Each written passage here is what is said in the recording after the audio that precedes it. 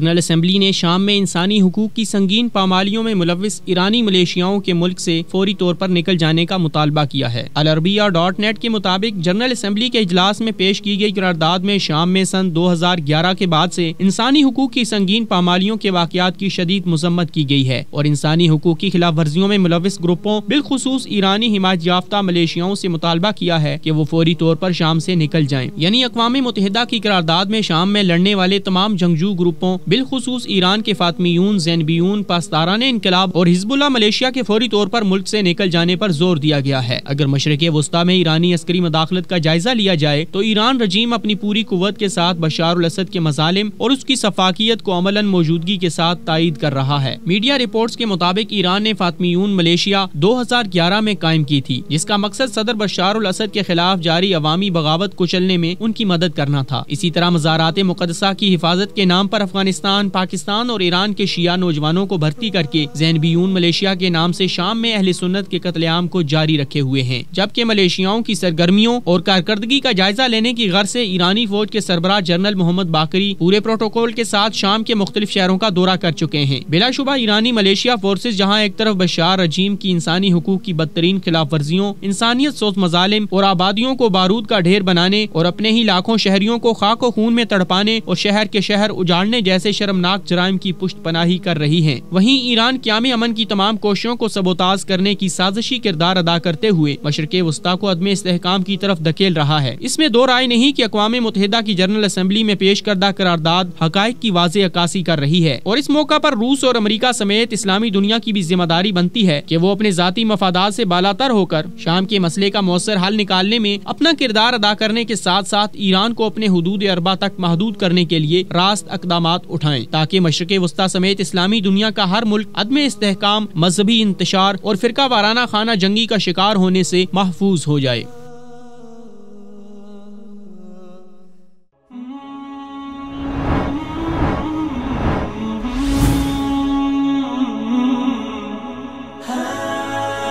دنیائے اردو کا درخشاں ستارہ وصال اردو۔